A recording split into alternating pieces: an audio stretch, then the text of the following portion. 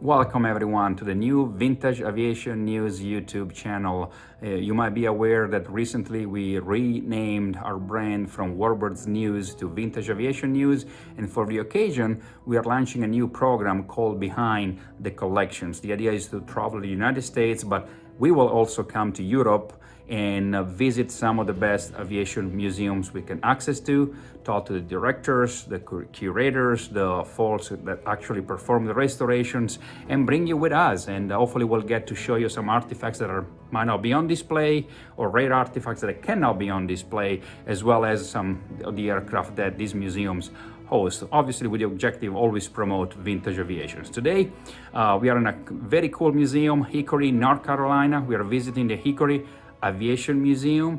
We met Kyle Kirby online. He's been very friendly to us and invited over, and here we are. We flew from Atlanta a couple of hours with a beautiful Cessna 172, and I can't wait to show you this museum because these guys are doing a phenomenal job in preserving aviation history. So before we go, don't forget to subscribe right here below to our channel. Make sure to turn on the notification so every time we publish a new video, you'll be alerted. And thanks for following Vintage Aviation News.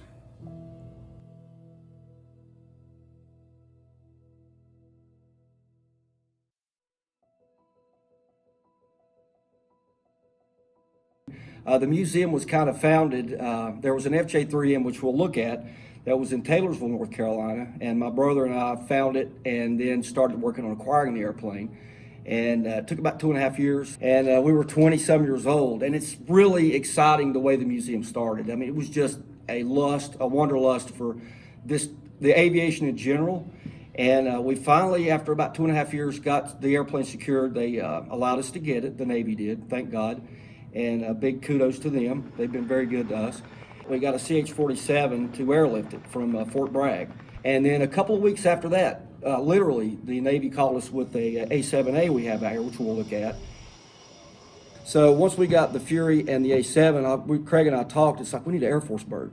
So there was an F-105B, and I said, let's get a Thud, man, because of its heritage, its legacy, and it's big and it's impressive. And so we had a Thud. It was at Lackland. We talked to the Air Force Museum, and so it started growing from there. So we had the 3 airplanes. We had the Navy, Marines, and Air Force represented, and then I can't remember exactly the order. We got the T-33. We got the F-4 at Dahlgren, Virginia, which wanted to get that Phantom and save it. And we saved a lot of airframes that will be scrapped now, so we're really proud of that. And now we're up to, we just got the Blue Angel. We got an SNJ from the Naval Museum. We've got parts of an F-101 here, a Bravo, and it was an F model too. And I think we're 25 airplanes, and we have cockpits as well. We have an A6 intruder cockpit, F-14, which we take around, and an F-18 we take around for children. They're fitted out, and we open them up and to educate kids and maybe inspire them to be, you know, we need the next generation of naval aviators and Air Force pilots.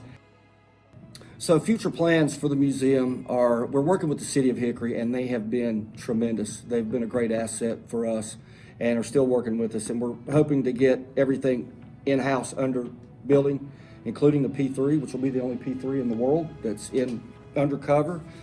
But we're gonna try to keep it just like we have it now, hands-on, make yourself at home. Come out here, and as you said, we have a great staff. Let me say something about our staff. We have taken pride and ownership in what we do here because they see those lights go off in kids' eyes, and they see what this does.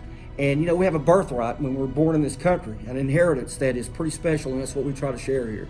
And we love this place, believe in it tremendously. It's an honor to be here, and we're excited. It's just a privilege to have you here. We're excited to tell you about the museum, and look forward to it. So have some fun, enjoy.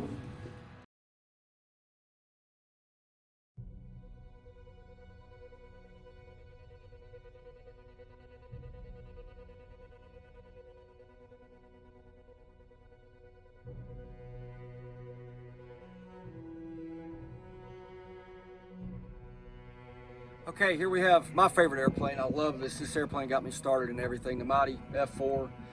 This particular airframe, 1480-400, was the 85th Phantom built out of 5,195. Served with VF-102, which this is one of our restored airplanes. So we're really proud of this. Our guys did a great job on it. We got the VF-102 Diamondback scheme that it wore on Enterprise's first cruise in '62. Of interest, where there's a man named E.T. Slim Woolridge. We've got his name on the cockpit, and Heavy Homer was his backseater that flew in the squadron, which also took in the Cuban Missile Crisis, which this airplane participated in. I can't say enough about this bird. You know, built for the Navy.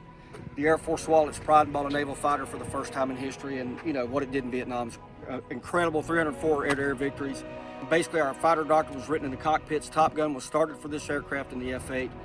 It's fantastic, but the Phantom is just, I don't know, there's something about it. You know, it broke 15 world records. You've got the variable geometry intake here, the J-79s, the APG-72 on the B, the AUG-10 on the J. Of course, this is Navy. I could go for a few days on the Air Force versions.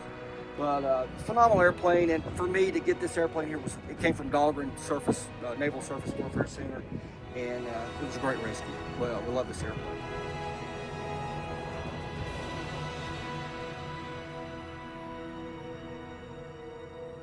A shout out to some of my friends that flew the airplane, Hot Dog Brown, John Cheshire, and some other guys. We honor them. It's about the people.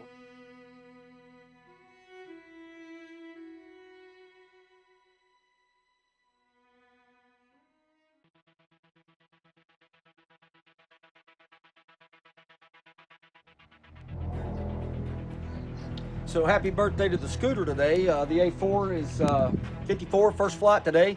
And we're just, again, honored to have it. You talk about airplanes of fame. They built almost 3,000 of this aircraft, and it did, I think, 114 tours in Vietnam, it more than any other naval airplane, and Marines. This particular airframe did 7 tours at Chu Lai with the Marines. So we're really honored to have it. It flew more combat than any airplane here, this particular bird.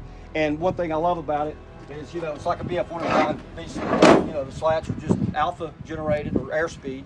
And all the guys I've known that flew this, like the Super Fox, which the Blue Angels used with a big J-52, you had a better than 1-to-1 thrust to weight ratio most of the time. And in a dogfight, in a knife fight without missiles, a lot of the guys preferred this over F-18s, F-14s, F-4s, so it's a monster.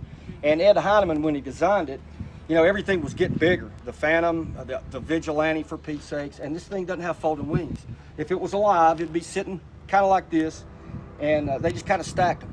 So again, a light attack airplane. We just talked about the A7 was made to replace it, and this thing flew with them. It's an honor to be here, and we're excited. It's just a privilege to have you here. We're excited to tell you about the museum, and look forward to it. So have some fun. Enjoy.